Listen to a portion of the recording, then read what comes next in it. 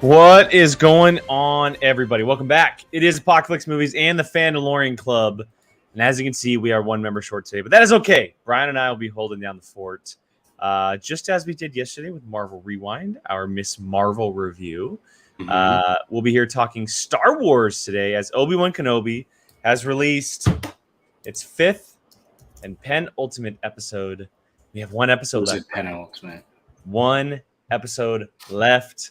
But we're here to talk about episode 5 today, part 5, if you will, as things got good. Things got real good. Super excited to talk about today. As you can see, Mr. Brian Ablicino, the Grand Admiral Sino himself, is here with me with a brand new hat, man. How you doing? I was waiting. So I'm basically the goodwill of Jake's stuff that he doesn't want anymore. So this hat was tossed down. Like many of Jake's things, Tatooine National Park. Yeah, why not? I saw it sitting over there, and I was like, why not? It's a great hat. It's a great hat. I just have too many, and I realized that as much as I love it, I found myself never really wearing it. Yeah. So I gifted you your Imperial hat, so why not gift you the Tatooine hat, light and dark side? Yes. So I love a good. What's the term? Like a location,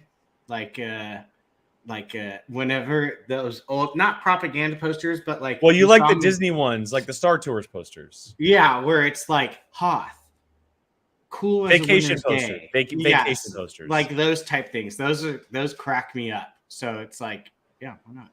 So yeah, as I literally just dropped my mom off at the airport to go visit my sister. So yeah, she's going on vacation. And she's going to San Diego, where Gio is at the moment.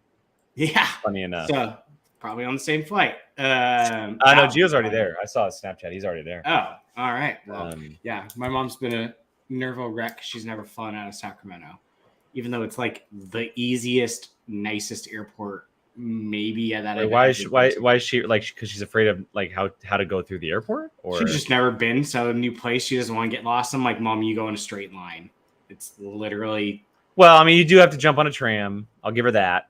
Yeah, but there's no turns. You literally go up the elevator, I go through security, tram, in the terminal. The tram is really the only thing. You have to go from the check-in to the terminal part and via tram, which is the only really weird thing about it. But it's actually a very cool thing at the Sacramento airport.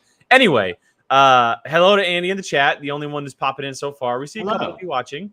Hopefully it rises as we kind of continue on here. Yeah, look, we have episode 5 to talk about today, but we only have one episode left of this show. As of now, right? Supposedly, whether or not we'll be getting season 2 or maybe a version of season 2 that isn't a continuation of this story, but a continuation of a different story. We'll see once the season is over. But this one just kind of.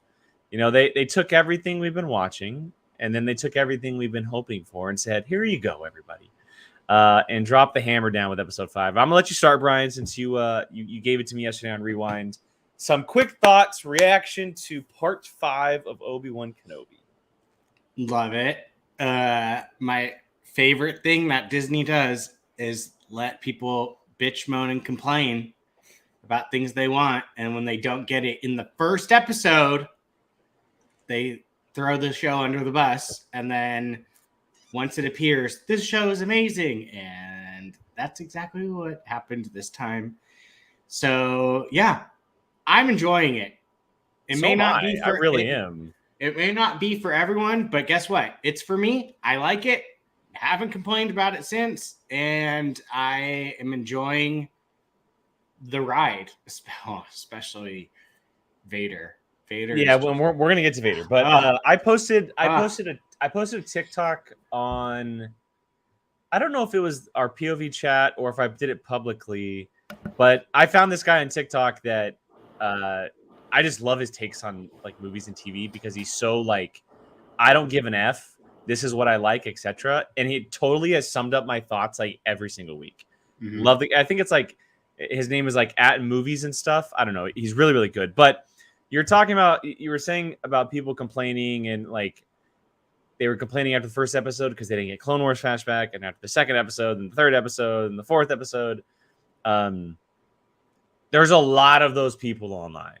There's a lot of those people that are so impatient and want. They want Avengers Endgame on the first movie. Yeah, that's a good way of putting it. They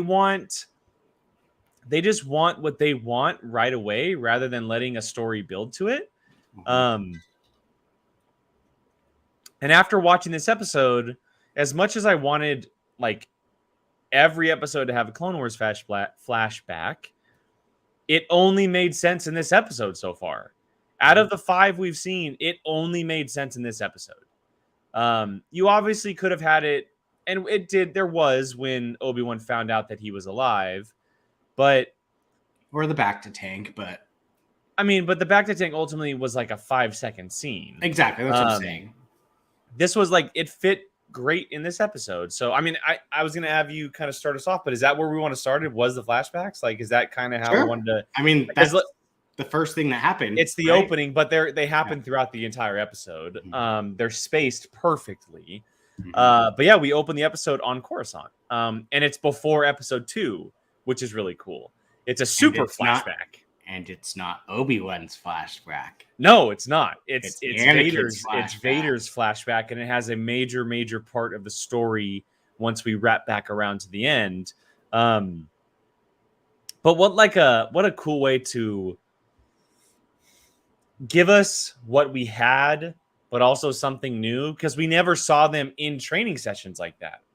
In episode 2 or 3, we never actually saw them go lightsaber. You never really see that, period. No. Well, we see it in Clone Wars. We see it in the animated show.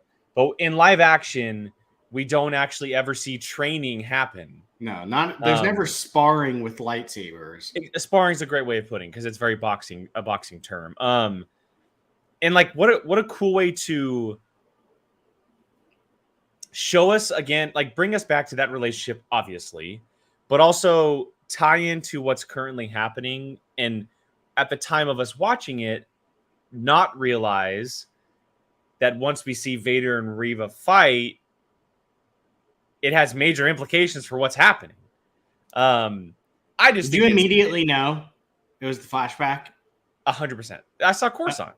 Yeah. See, I don't know. You didn't know right away? No. Dude, the second I saw it, I lost my crap. I don't know why my mind immediately went to Alderaan. Yeah. Then once I saw the top of the hair, I went, oh my God. Yeah. Well, the second you see Anakin, your mind just starts racing. Because look, we've said it before, we're prequel babies. So like to us, that is like we grew up on that side of Star Wars. And that's our Star Wars. Well, what's a cool, so Brian, I don't know if you noticed this or not, but it's not just a shot of him overlooking a balcony. He's looking at Padme's apartment is what he's looking at. A lot of people haven't talked much about that. He's looking at Padme's apartment. That's a big deal of that beginning of the flashback. So it happens before episode 2. The biggest indications of us knowing that are, one, the outfits, but also he has his hand. It's not a robotic hand. You can see both hands. Well, and his braid. Yeah, you're right. And his little... But he could have had his braid after episode 2 is what I'm saying. That's true. But I mean, yeah, it's just there's not much really to say about it other than like we saw Obi-Wan and Anakin again. Like really, it was the nostalgia that came rushing through me was just like it's an adult term, but they blue balled us with the lightsaber fighting like that. No one fights in live action better than those two. No, I will argue it to the death that those seeing Hayden twirl his saber and spin. I was literally Ron Burgundy and Anchorman. I'm in a glass case of emotion. Like that's how I felt. I will argue to the death that those two are the best mono fighters. I'm with you. That was a training session that was done 20 years after they originally did. And they have promised us that the next fight is going to be the biggest fight in the world. That training session alone was redonkulous. I got chills. Like, obviously, we know what they can. We know what they can do against each other because of Episode 3. In my opinion, Battle of the Heroes Episode 3 is the best lightsaber fight that we've ever seen in Star Wars. That's just me. I know it's argued against Duel of Fates, even some others in there. To me, that is my lightsaber fight. So we know what they're capable of. But like, they haven't missed a beat. You're right. Seeing it 20 years later just feels different. It just like I'm more excited talking about it now than I was watching it because it's like all these emotions are like now you're talking back. about it with someone that's on the same playing field with you because we grew up with this and it literally the smoothness of those two in that scene, it's like they shot it a week after the last time they did Episode 3. I totally saved images and I forgot to upload them, so I'm gonna do it while I'm talking. I'm gonna do it right now. They literally have not like slowed down, aged. I will say Hayden has aged a little bit. No, I meant like their techniques. I got you. Like he's swinging that thing around like 100%. It's no one's business. 100%. Yep. Like, yeah. No, I'm not talking about the age. I'm talking about their skill. It's not it hasn't changed. It's not like 20 years. I used to be good at it, but 20 years doesn't. No, bro, they are on the same level, if not better, and that just makes me even more excited for Episode 6. Yeah, man, I'm with you. It was like, obviously it being a training session, it was punches were pulled a little bit, not much, because we know that Anakin is obviously extremely emotional. He was he was going for the win. He was 100% going for the win. But yeah, it just that moment where Obi-Wan goes, "Are you ready?" And then he goes, "Are you?" Like I was like, "Oh, it's happening." Yeah, like we got what we hoped for, right? Like everyone's obviously been talking about, or at least a lot of people online, of, oh my god, like when is Hayden going to be used? Of course they're going to deliver. Why would they bring him back if they're not going to deliver? Yeah, right. I mean, like it's this, Ryan. It's this, that, yeah, and then that, and then that. Like, just look at that. Missing a beat. Like they are just literally on point. And God, I love their outfits, everything. It's just all perfect. It literally is just like all perfect. I don't care. All of you who are like hating on it because the story may not be what you want, or if it doesn't live up to the quality. You know what? You suck. You suck because you're ruining it for us who love it. Oh, they're not ruining it. Go away and go hide in the hole. I'm loving every piece of this. I really am. Yeah, I'm enjoying it. I was sitting there cheering quietly because Mom was sleeping, but like it was so fun. Just seeing them go back and forth, and I know everyone's got to find something. That look. Everyone's got to find something to complain about, like saying his face is old. Whatever, who cares? You got your scene. Like, I loved it. Didn't even care. No, I mean, yeah. It's just if you're complaining about him looking a little older, honestly, in my opinion, I like the fact that they didn't de-age him. I like that they didn't de-age him. I would much rather just let them do their thing. Like, because right now, like, of course he looks a little older, but does it really matter? Like, we know what era it is. Does it really matter? You know? Does it take anything away from that scene? No. Yeah. They're still swinging lightsabers. It's a flashback in the old classic clothes that we haven't seen in 20 years. I loved it. It was fun. It was so fun. Agreed, man. Agreed. And it happened throughout. We saw a lot of cool things throughout. Obviously, the training sequence. kind of was placed throughout, as well as which we'll get to the Order 66 stuff. But the next part of this is we like Brian said earlier, we see that it's actually not Obi-Wan's flashback, it's Vader's. He's thinking of it, which is really cool. But Brian, what is something that you wanted to kind of bring up, talk about, something that really stood out to you in this episode? Vader's an MFing badass, and I can't. Oh, so we're getting straight to it. I mean, are we getting straight to this? To be completely honest, sure.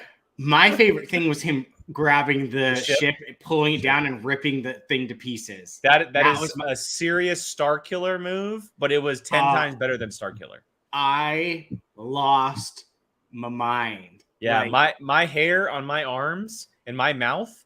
Holy crap! I went out loud going, "Oh my god!" Like, he's ripping that thing apart and throwing it, even a point where you can hear him going like, "Ah!" Like, oh my god! The pure anger that was flowing through him, but also at the same time down the hall. The strut, the Vader strut is incredible. It's absolutely incredible. Yeah, but obviously, like it might be the angriest we've ever seen him, because like the Rogue One Vader, he was angry, but he was also bottling it, because at that point he was just fighting for the Empire. This is personal. Yeah, this is all personal. And while it's also that, to a point, he's also very calm, which is scary. Like, even maybe more terrifying than it should be. I would say the only time he's really been unhinged was when he was ripping that plane apart. Yes, I would agree. Other than that, he toyed with Reva. Yeah, he did. Like, he toyed with her hard. And every single time he's talked to anyone, anything, he's been chill.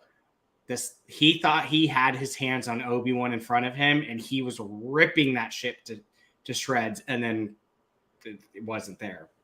But yeah, God, I just want to see, like, I know Star Wars is about hope, and there's always got to be a brightness to things.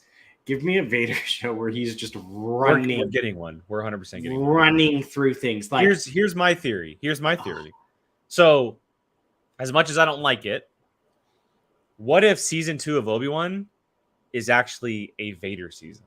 That's fine. Where it's not called Obi-Wan, where Obi-Wan's story is kind of finished. He goes off into hiding again. He's watching Luke for the next 10 years again, but also a little bit more back in the ways of the Force. Whereas, because Obi-Wan essentially is just hiding or protecting Luke, not really doing a whole lot. Who is doing a whole lot? Vader is running around the galaxy, either hunting Jedi, dealing with the Inquisitors, or just being a power MFer for the Empire, doing absolute damage, running around with Palpatine on, Lord of the Sith novel. That's like, there's all kinds of stories. There's all kinds of stories that you can tell with Vader, whereas Obi-Wan's very limited. I have a feeling that season 2 of Obi-Wan, as I put in air quotes for audio listeners, is actually going to be a quote unquote spin-off, and it's going to be a Darth Vader show. That's what I think it's going to be. I think this is like Vader. I think him in this is almost like a backdoor pilot to a Darth Vader show. And I mean, like, it makes sense. You don't need Hayden in the suit. Obviously, you want it. You don't need him in the suit. But we could still get flashbacks. Yeah. No, that's where I was going. I was going to say, you don't need him in the suit. Yeah. You don't need James Earl Jones' voice, apparently, because that thing is AI. Spot on. Like, spot on. And then if you throw a flashback, then you can use him. So it kind of makes sense. You'd never need to see his face ever. Well, it's the Pedro Pascal thing. Yeah. Right? Like, we rarely see Pedro Pascal's face. It's his voice, obviously. It's a little different with Vader because it's not Hayden. But if you do a Vader show, there's no doubt going to be flashbacks. Like, you can't just do a show. I mean, you could just do a show on him. Just wait for the Ahsoka and Anakin fight. Well, that's what I'm saying. Like, and I'm not saying I want this. Crazy now. I'm not saying I want this, and I'm not saying it's ever going to happen. But like, imagine them doing some kind of live action retelling of an event in Rebels, where we see Vader and Ahsoka face off, or like Maul show up, or like I'm just totally spitballing. But I just think the possibilities with a Vader show are a lot more than they are with Obi-Wan. As much as I would probably like to have Obi-Wan more, Vader makes more sense. He makes more sense. Yeah. If you were going in this story, the man became a hermit. So there's not much else you can do without kind of like stretching that line. Mm-hmm. But with Vader, possibilities are endless. It feels like this is the last thing that Obi-Wan ever did, like galaxy-wise, until we meet him in Episode 4. Yeah, I completely because it almost feels like, and I'm not saying that's the case, and I don't know if this is the case or not, but it almost feels like I feel like maybe Vader is going to believe that Obi-Wan is dead at the end of this, and that's why the hunting has stopped. Probably. And then they meet back up in Episode 4, or maybe he just completely ghosted and disappears and they never find him again or something. I don't know. But it just feels like this is kind of the last hurrah for Obi-Wan before Episode 4. Makes sense. I mean, yeah. But yeah. I need to talk about this Reva fight real quick, because this is obviously a big deal.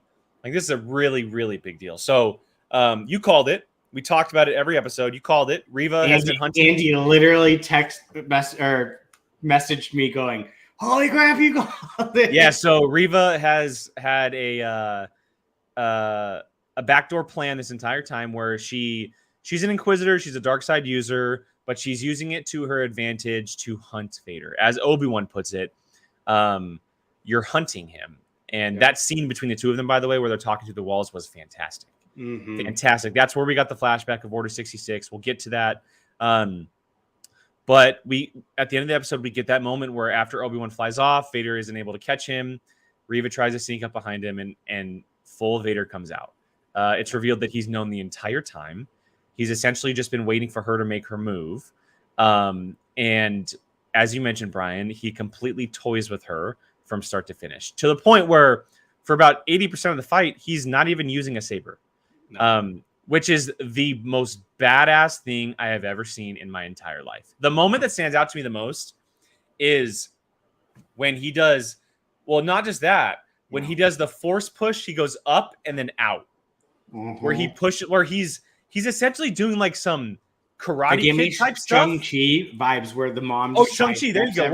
Where he just, he's just like, she's coming at him into like push her away. He just does this and then away without even like hesitating.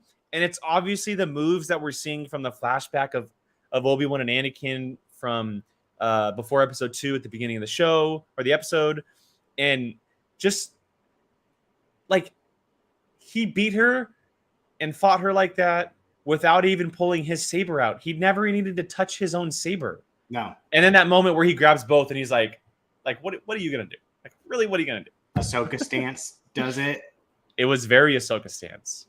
Very Ahsoka stance. Yeah. I wonder where he learned that from. I know. When he immediately broke it and did like the Ahsoka stance type stuff, I went, oh man, Padawan taught him that. 100%. Dude, he toyed with her, and that just like he literally force fought her. She had a lightsaber and it's the greatest thing I've ever seen. It was like not even. You made a great point. That's very Shang-Chi. It was 100% Shang-Chi. Yeah. Well, immediately when his mother. You're talking about his mother, right? The mother when she fights the dad. He's going in full force, and the mom's just literally like going around like whatever. It doesn't even bother him. Oh, he played. I don't even want to call it defense because it sounds like he was struggling, but literally just played defense. He wasn't defending, but he was playing defense. That's all he was doing. Exactly. Yeah. It was freaking wild, and he just snapped the lightsaber in half. Well, also the one move where it's spinning and he stops it from spinning. That is legit. That because we know that those things crank. Those Yeah, things crank hard enough and to where lift people off the ground. and he's pushing the force to make it when it's slowing down. My mouth was just like, Yeah, man, it was just insane. Like, and I will say, if I had to pick a bit, like, not, I don't even want to say a biggest issue because it makes it sound like it's a big deal, and it's really not. The biggest thing for me has been the camera, like like the constant shakiness. it all feels very much handheld. Yeah, so that's been my biggest thing. But during this fight, it was very much like, whoa, like Matrixy, kind of like how it moved, and I dug that. Like, well, it wasn't to the point where they had zoom ins and they were like moving with the fight and stuff. They were able to do a panoramic shot and just let us watch, which is what I personally like. I would rather the camera just sit there and let them do the thing in frame rather than it be super up close and make it look super cool by doing all this stuff. Yeah, especially like when it zoomed in on his face, it was like, I was like, okay, you're making me sick. But during that scene where they're fighting, it was just very much like circular, where it would like go to one side and come back to this side. Like, and it was almost from her perspective because she kept going around him. Yeah, I mean, it was like a dance that she was not leading in the slightest because he had her the whole time. 100%. Like she stood no chance. And we have talked about this from the beginning. And word 789, excuse me, brings us up in the chat. But we've been talking about this from the beginning. Like, if in fact she is after Vader, like that's her death sentence, right? Yeah. That is 100% her death sentence. Kill or be killed. Like there's no coming out of it. And obviously we already know that Vader makes it out. Like there's no chance that she survives. So to his point here, to his or her point, I was 100% certain he was going to end Reva for sneaking up on him like that. Do we like the fact that she still is technically alive, that he did just stab her, and that you can survive from that? We haven't seen many. Obviously, Qui-Gon died from a gut punch from Maul. Poor Qui-Gon's literally the only person that hasn't survived like ever in a gut shot. Yeah, but Andy, we haven't talked about Talia yet. It's going to come up next. Oh yeah. But I mean, Brian, do you think that should have ended her, or do you like that she still has a fighting chance? No, I don't think the way he did it, like it didn't seem like a death blow. Like it didn't, but do you think it should have been? At this point, I don't care. Like, unless someone's head's getting cut off, like the only like for sure dead person to me is Dooku, because that we saw his head rolling on the ground via Anakin. Yeah. So I'm trying to think. I mean, I'm trying to think of like legit, like, oh, that guy's dead. Probably Dooku, Qui-Gon. and Grievous. Well, I mean, like Qui-Gon probably could have survived maybe something. I mean, granted, when you think about it, anyone that has gotten stabbed like that has been a dark side user. And what did the Grand Inquisitor say right before? Did he say revenge is a powerful motivator or something like that? Something like that. Something like that. And I was just like, oh, that guy just totally said that for like 8 characters, like Maul and him and just like all that types of thing. So for me, like, unless you're getting like chopped in half or your head is getting cut off, I don't really have a problem with it. Because, yeah, and Boba Fett went in a freaking Sarlacc pit.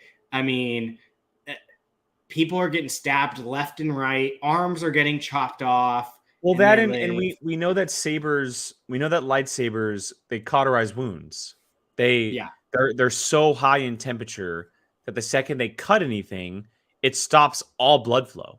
So you're not like, the only time we see blood is in episode 4 in the bar in Mos Eisley, but that was kind of like retconned very quickly when Luke got his hand cut off, and it essentially just cauterized. Obviously, Anakin's arm onto Baba's hand. Yeah, blood everywhere. Yeah, like there's just it's almost been retcon the fact that we see blood with lightsabers, and going forward in the entire franchise, as soon as someone gets hit by a lightsaber, there's no blood. It's just a giant wound. So another example, Snoke, cut in half. Yeah. You no know blood. No blood. You know he's dead. And there's no blood from that. So like it is an interesting aspect of it all. And I think Andy might be right when he said Qui-Gon's was probably a little higher, which is why he died closer to the chest, which does make sense if that's the case. It is interesting though, like obviously we've seen people survive a lot of things in Star Wars, but if it is in the stomach for Reva, that she can survive.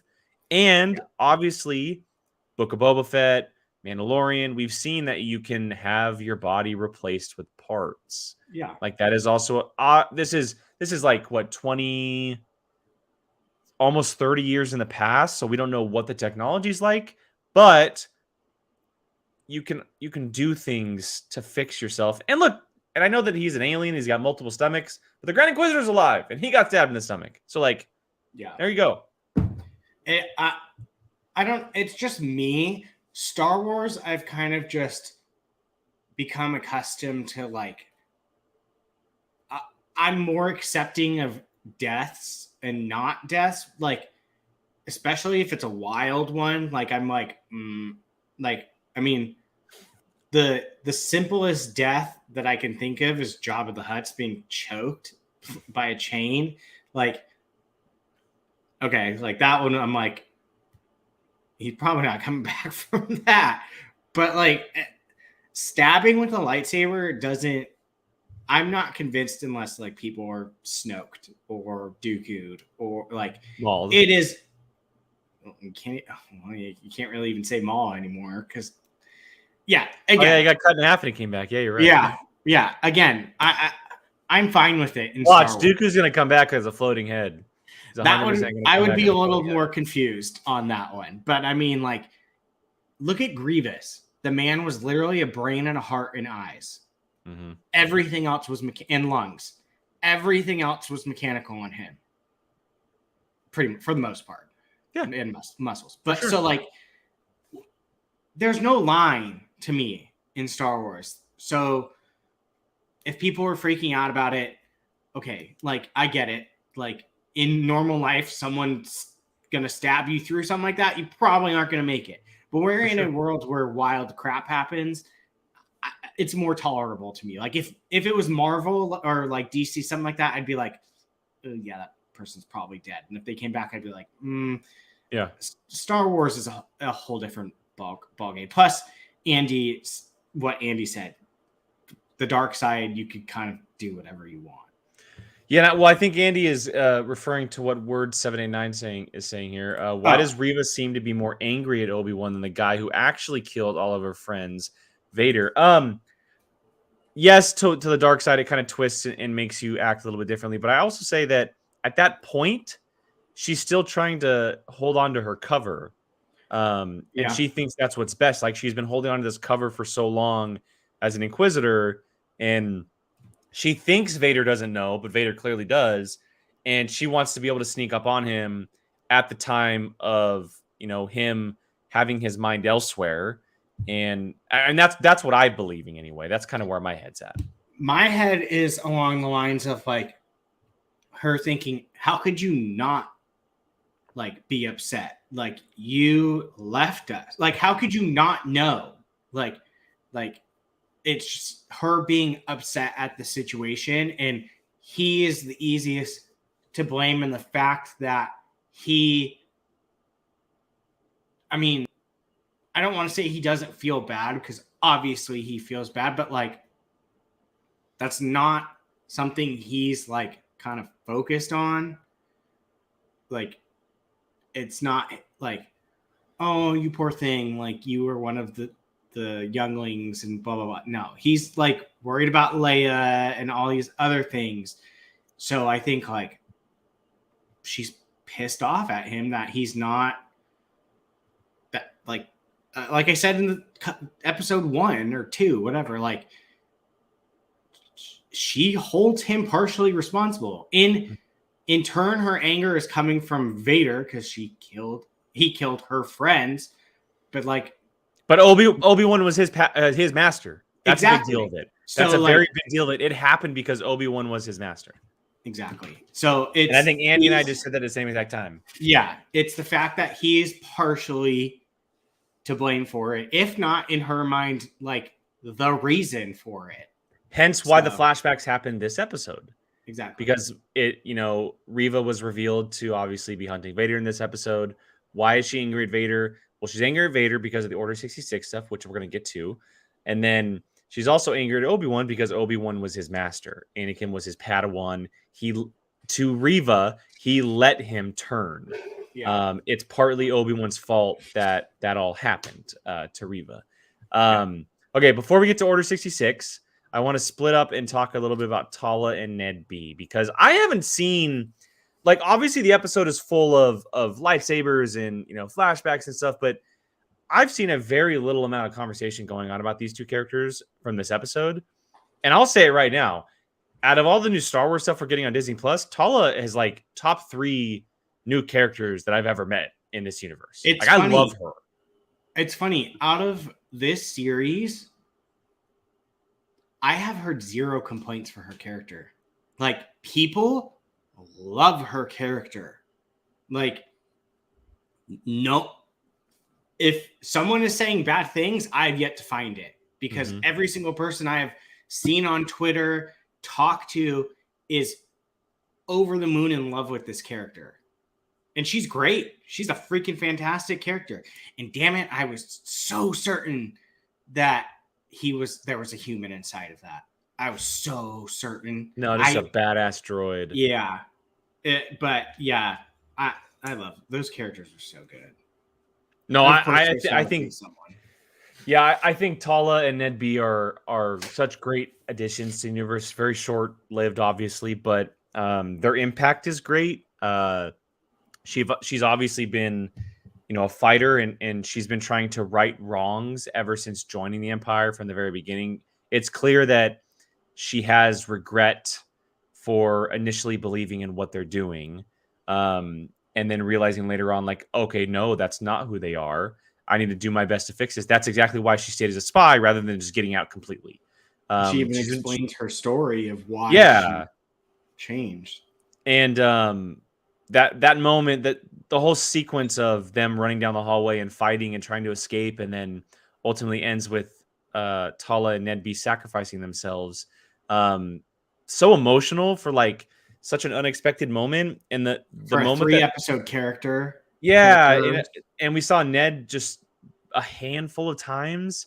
But the moment where he puts his head on her chest killed me because, and it has no relation. But can we get droids to survive for once, please? Yeah, I was gonna say it killed me because, and it's not a comparison whatsoever. But Kylo puts his head in my chest. When he sits down, when I get home, he sits down and he'll put his head in my chest when I pet him, and it just I was just oh, not expecting to see that right now. The emotions just kind of ran over me, and I know it'll never obviously happen, and it's a dog compared to a droid, but Tala. Droids in the Star Wars universe are essentially dogs. That's what they are. Man's best friends. They're a little pets. bit. Yeah, they're more intelligent, obviously, and they have additions and stuff. But that's kind of what they're seen as. So, but yeah, just everything about it with Tala and Ned B and their story for, again, just 3 episodes, I thought was so greatly told. For the short time we spent with them, and what an impact that she's going to have on those characters around her. And eventually for her sacrifice is going to turn not all, but maybe a majority of those characters into rebellion fighters in the future. And knowing what she did. And then obviously saved all those people. Yeah. And that moment where Obi-Wan had to tell Leia, she didn't make it. I was also very sad, but just a very sad ending, but what a powerful way to kind of go out. So yeah, I really like her character. I really like that actress. I would love to see her in more stuff. Me too. She was phenomenal in Game of Thrones. She was phenomenal in this. I don't know why she's not being used in so much more stuff. She was just so good, and their character was so well done. And for the amount that she was used, her lines were always important. Every time she spoke, it was important. Whether it was her story of why she is atoning for her sins, essentially. Her line to Reva as they're leaving the Inquisitorius. This is never who I was. Yeah, her lines were just so everything important. had a reason. Everything had a reason. Yes. So, I mean, she was a big, important, minor character in this series. Like, one of those ones that, like, is going to stick with our Obi-Wan. Well, and I was just going to say, she was there. She brought Obi-Wan back to being Obi-Wan. Yeah. Like, obviously Vader did, and things that he was going through, Leia, but Tala was a gigantic part of that because she was part of the path. Yeah. And she helped bring him back and realize, like, what did she say this line or this episode? It was, you were right. Some things should never be forgotten or something like that. Something like that. Like what? Like their relationship for such a small time, it had such a big impact on each other because she made him better and he made her better. Yeah. It's just, I hope we see her in more stuff. I think she's fantastic. I would love to get more time with Tala, but I think, she served such great purpose in such a short amount of time. Yeah. And there better be a giant size Ned B Pop Funko or something coming our way. There's already a Funko. I already saw. I want like the Celestial behind you size. That's what I want. The 10-inch one. Giant. He deserves it. I need his hammer with it too. When he punched the stormtroopers, whoa, he was annihilating the stormtroopers. That was awesome. If there's a droid that you want as a defender, you want a Ned B, because that guy was messing up stormtroopers. He went full K2SO on all those stormtroopers essentially, because K2SO essentially went out the same exact way. Yeah. So yeah, it was. And the poor guy couldn't talk, and it's like a Bumblebee moment, right? Because you can't hear him talk or anything like that. And he's like the man's best friend, and he's just trying to save and help Tala, and he just died.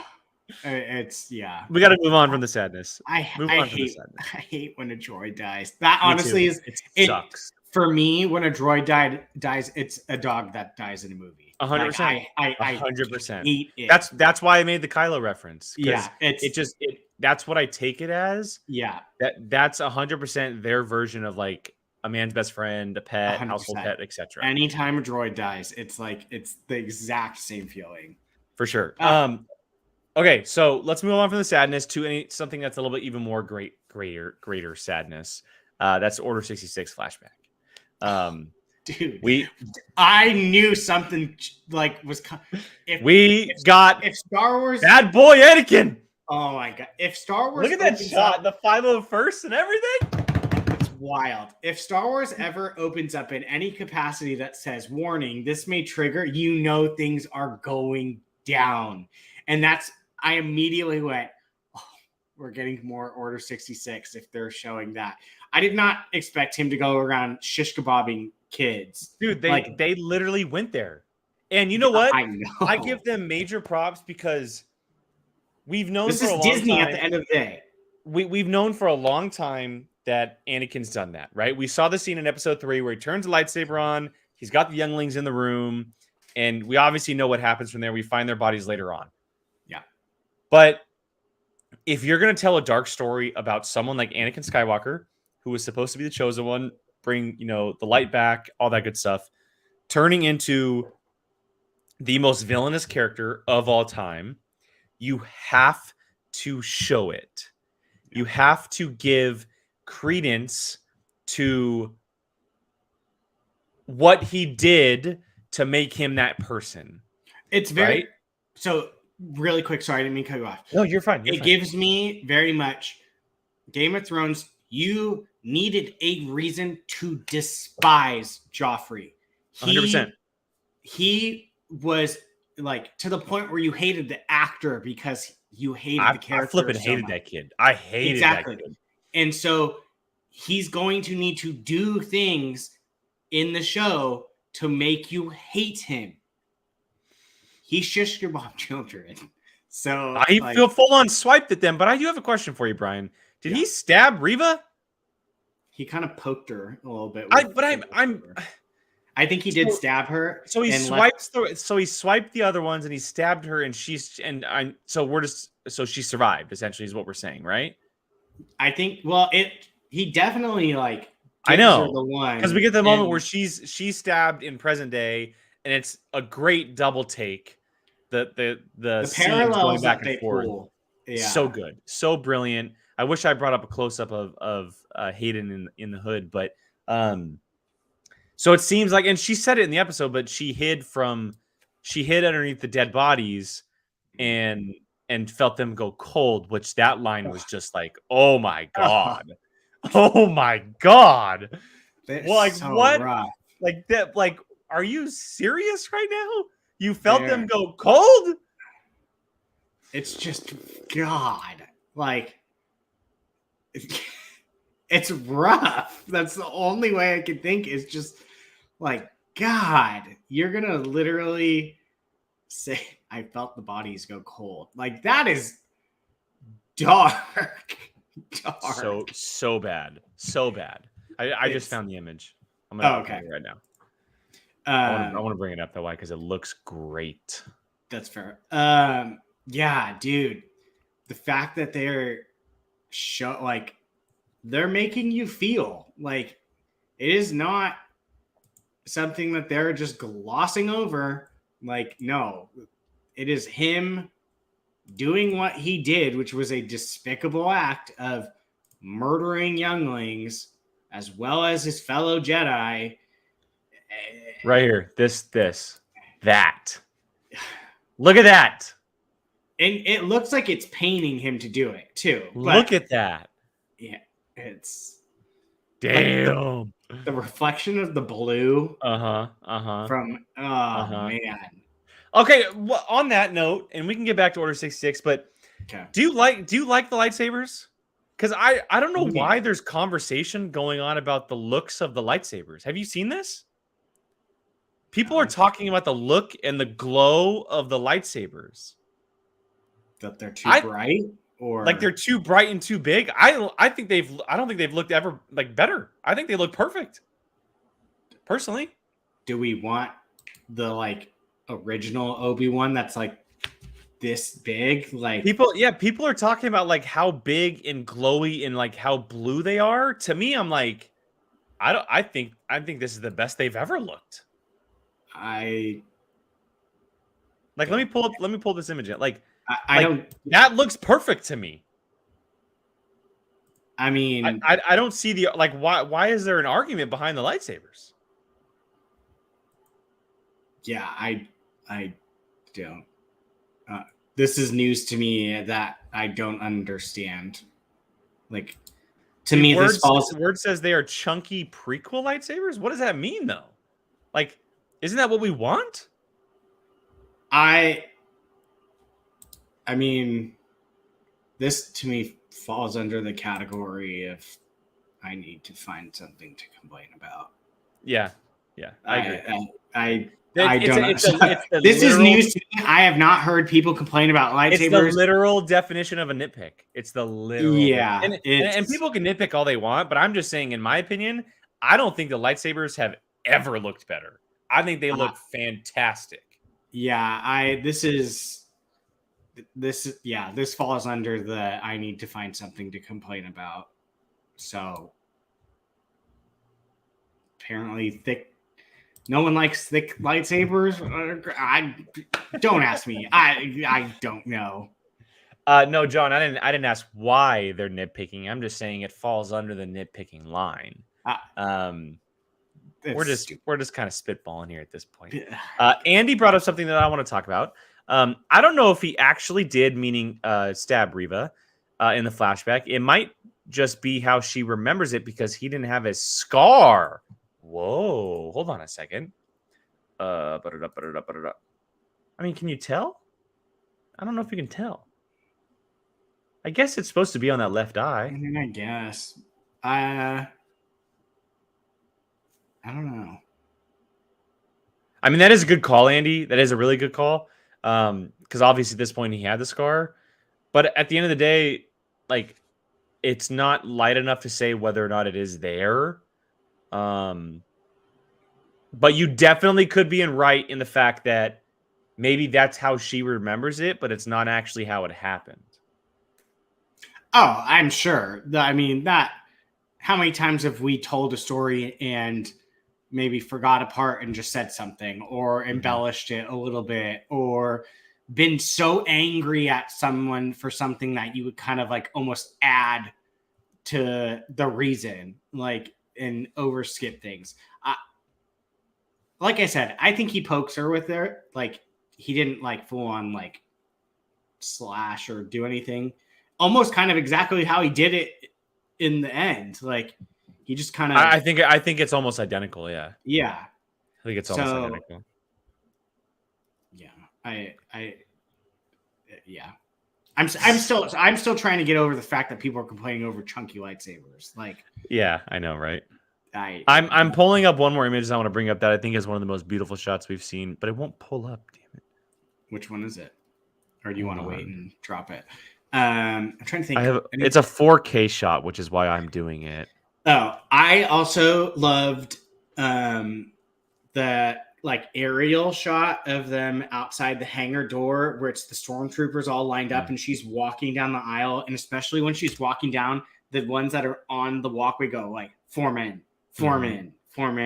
like things like that. Like, they really did a really good job, like cinematography wise, in this episode. Well, speaking of overhead shots, Brian, this is the shot I was talking about.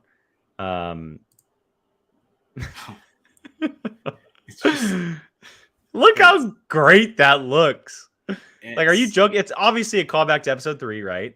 And him walking up the temple with the troopers behind him. All I can think about is look at the 501st armor. Like, oh yeah, all I can think about is her line of "We thought he was here to save us," and like it's like, oh, and then you see this walking to you, and then all of a sudden you see this. Yeah, it's just the lines they have given her and stuff. It's the dialogue. Yes, the dialogue that they give her is telling her story so well. Like, especially this episode where you find out her reasons. Like, I would imagine all the kids, the younglings, are thinking the same thing. Like, oh, good, we're saved. And then this guy just starts going around killing. The dialogue in this episode was fantastic. It's the best Reva's ever been because they gave her meaningful dialogue. And then Tala was Tala was phenomenal. Vader just with his like one-liners where he's just like, he's just being an ass. It's just like, well, that's Anakin. That's 100% Anakin. That's how Anakin is. And then the line that he throws, what does he say to Reva? Where it's like he says Obi-Wan like set you up or something. He tricked you. He says he was wise to use you. Yeah, and I'm just like, oh damn, Obi-Wan. He was wise to use you against me, is what he said. Yeah, because you're kind of sitting there like, crap. Obi-Wan like kind of did, but at the same time he didn't. But it's like, that's just kind of another stab, no pun, at the fact that like to piss her off about Obi-Wan. Yeah. All right, Brian. Well, we have one episode left. Well, okay. One last thing. I know. Sorry, I didn't realize we've been going for almost an hour. Holy crap. The chip, the walkie-talkie-ish thing that Reva finds and it turns. Oh yeah, with Bail. The hologram. Yeah. I'm honestly a little perplexed at this because Bail in the hologram didn't say like Luke Skywalker or Leia's brother or anything of that. All he said was Owen, the boy, Tatooine. Like, it was very small pieces of what the larger picture was. So I'm just curious what Reva will do with that and why. Like, I think she might protect him. But like at this point, listen. Okay, go ahead. What would be most noble for her? But see, the only thing is, nobody knows about him though. Exactly. Like, that's my only problem. You can't have Vader show up to the Lars homestead. That's like the whole thing. Like, what is the idea behind it? Like, is she gonna try to get back in good grace with Vader by bringing the boy, or because at this point nobody knows he exists, and Bale didn't say anything that could lead anyone to believe that it's Vader's child. Nobody. Yeah. Like it. So I'm super perplexed by it because it really doesn't. Like, it doesn't. To me, I don't feel set up by it at all. It's like confusing. What's going to happen? I mean, again, it's confusing, but like in the best way. But because you want to know what's going to happen. This next episode is about to be like an hour and a half. Did you see the rumor? It's like 1:33. Yeah, which it makes sense. I mean, I think I'm gonna be so happy. I'm gonna take Wednesday off from work. I was gonna say you're gonna be awake quite late. But yeah, it's very interesting. I'm not quite sure how you go about it because Vader can't show up at the Owen. No, I don't think Vader. I don't think Vader. Yeah, I don't think Vader will ever step foot on Tatooine in this show period. I think that him on Tatooine, other than what we've seen in the comics and books, I think that's done in live action. I'm interested in what's going to happen. Like, why? Unless she literally goes angry and tries to kill Luke. Yeah. That's the only thing I could think of is that she goes full angry, like full evil, which, I mean, people were complaining about, oh, we have another redemption. Maybe she is the one, she goes and tries to take out Luke because she met Owen. She knows who Owen is. Uh-huh. So the only thing I could think of is that she goes there and someone has to take her out at that point because you can't. I think I'm with you, and Andy says the same thing. Like, what if that is Reva finding him is the reason why Obi-Wan never leaves Tatooine again? Makes sense. And what if Reva goes down by the hands of Obi-Wan but not Vader? That'd be wild. I think that might be what has to happen. I mean, she might be pissed off enough, especially after what Vader said about he used you. Yeah, she clearly is emotional, driven by revenge, and again, part of that is Obi-Wan. Yeah. So it's very possible that if she goes after Luke, he's the reason, or she is the reason that, one, we don't ever see Reva again, and two, why he never ever leaves Tatooine ever again. Makes sense. Gives him a reason. Or, I mean, Andy, or we see Owen kill her, like how he kills Maul in Legends. We still haven't seen Aunt Beru, so we know it's going back, and we know she's and she's cast, and Bonnie Piazzi, I forget her last name, but she was cast in the show. We haven't seen her once. Yeah. I don't know. It's interesting. That's definitely the most interesting part of the next episode. And I know that Andy said that the hour and a half includes a Q&A with Deborah Chow and Hayden. But I would say the runtime is still probably going to be close to an hour, which is double of what we're getting basically anyway. So that's great. But I think that wraps up everything for today's show. We'll be back next week, episode 6, part 6, as we wrap up everything. And probably next week, we'll make sure to take as much time as we possibly need for questions to talk about everything we possibly can with the show overall. It'll probably be well over an hour next week for Fando as we dive into the final episode of Obi-Wan and talk about the future, whether or not we're teased for season 2 or where it kind of heads next, if it's done, if it continues, etc. I'm looking forward to it. We're going to get the final battle between the two of them. I know that for a fact. It's going to happen. It's going to be epic, and I am stoked. So that's all I can really say at that point. Yeah. To be honest, the biggest question I have is where are they going to fight? Yeah, that's literally the biggest question I have is where is this fight going to go down? Go to Mustafar. Go back to Mustafar. That would just be rude. That would be epic. All right, everybody, that's going to wrap up Fandalorian Club today. Thank you so much for joining us, hanging out with your questions and your comments. We really appreciate it. We love doing Star Wars on this channel, and we love that you guys join us to do so. As for Brian and myself, you can catch us both on A Certain Point of View, which is on Sunday evenings for everything movie trivia showdown. Apocalypse Now on Tuesdays at 7 o'clock Pacific right here, and then Marvel Rewind on Wednesdays covering Miss Marvel, as that is the latest MCU show. Andy's got a good take there. Maybe On the Devastator, which would be really cool. That'd be wild. But yeah, so Fandalorian Club, 4 o'clock Pacific, one more week until we take a breather before Andor comes out in August. Yeah, we'll see about that. But again, thank you so much for joining us. For Brian and myself, we really, really appreciate it. Hope you guys have a great rest of your week, and may the Force be with you.